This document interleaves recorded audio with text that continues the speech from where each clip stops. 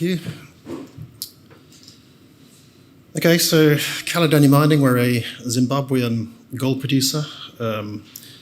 Four real focuses on our strategy. First is finishing off the central shaft, which is effectively building a new mine under the old mine, and that locks in some very near-term, relatively low-risk growth, which will see us significantly increase our production. Last year we did about 67,000 ounces. This year we'll do hopefully 80, perhaps even a little bit more than 80,000 ounces. Over the last 10 years or so, we've demonstrated a clear commitment to return money to shareholders by way of a dividend. And having got central shaft behind us and locking in the increased production and the higher cash generation, we're now moving forward to look at some new opportunities in Zimbabwe, which we believe is a highly prospective area. By way of overview, we are an established gold producer. We're Jersey domiciled, which means our dividends don't incur Canadian withholding tax. Late last year, we acquired a new project in Zimbabwe with just under 1 million ounces at 1.88 grams a tonne. We have about $14 million in cash, and last year's revenues was about $121 million. I've mentioned the dividend. It's very important to us. It's important to our shareholders, and we think it's a great discipline. We've been paying a quarterly dividend for many years now, and over the course of the last couple of years, we've effectively doubled that dividend from just less than 7 US cents a quarter, and it's now standing at about 14 cents a quarter, which puts us on a yield of about 4.2%. As we go forwards, we've got the opportunity to consider further increases in the dividend. That will be tempered by how much cash we choose to retain in the business to invest in new projects. But certainly, given our cash generation, we do have potential for further dividend increases.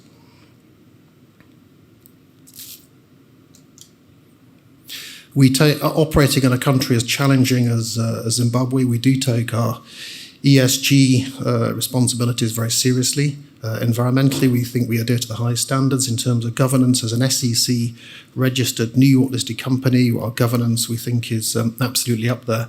And in terms of our social contribution, the workers own 10% of the mine. The community also owns 10% of the mine, and that's very important in a place like Zimbabwe or Africa generally to ensure you've got gold congruence between us as the operator and the local community and workers, and our relations are absolutely excellent.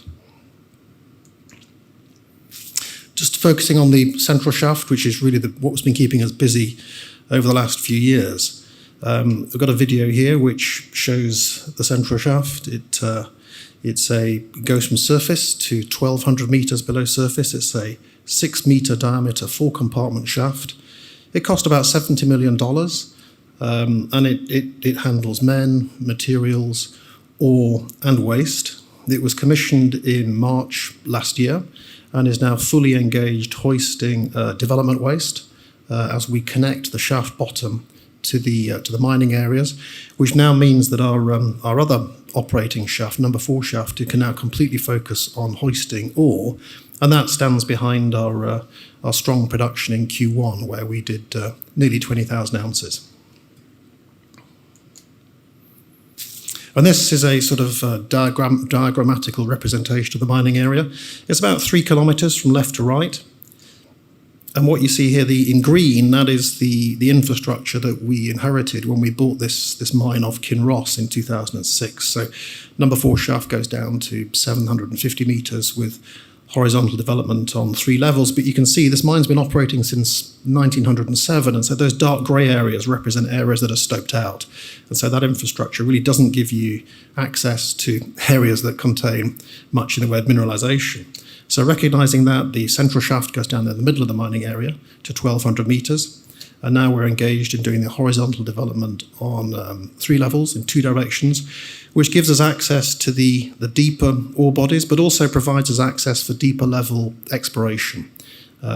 It's fair to say as well, in addition to the deeper level exploration, we are also optimistic that there is more exploration potential in the shallower areas of the mine, where over previous decades, the miners have just kept on going deeper. In addition, we know there's exploration potential to the left and to the right, north and south, of this existing mine area, and in addition on the banded ironstone formation, which is about 800 meters to the east. So plenty of opportunity to extend this mine life and potentially also to increase production.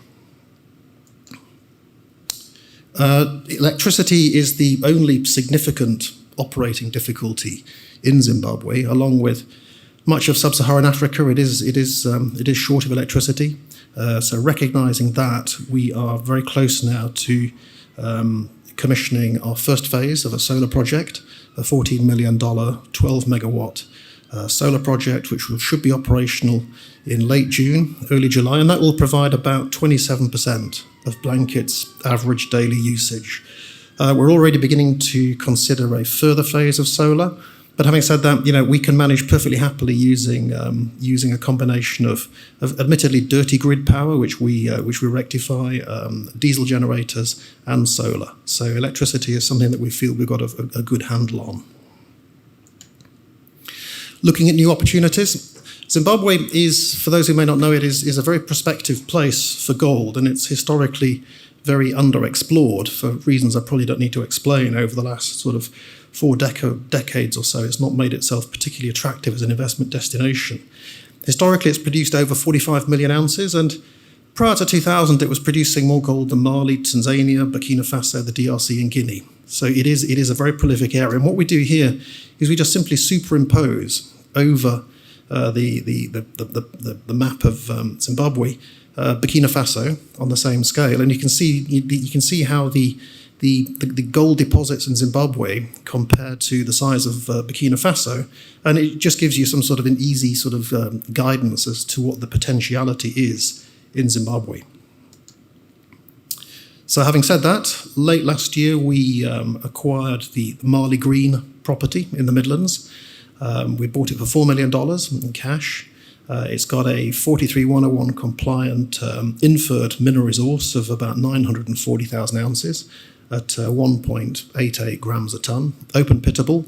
And so what we're doing now is we're now re-evaluating the historic drill cores with a view to, as quickly as possible, upgrading that inferred resource to M&I, and then our approach will be as quickly as possible to turn that into money by commercializing it. There is further exploration potential both at depth, along strike, and in a completely new exploration target towards the north of the property. But our approach in Zimbabwe very much is, if you get an asset and you think you can make it into cash, you turn it into cash as quickly as possible. Zimbabwe has had a difficult background over the last few years. In particular, Robert Mugabe introduced a local ownership requirement of 51%.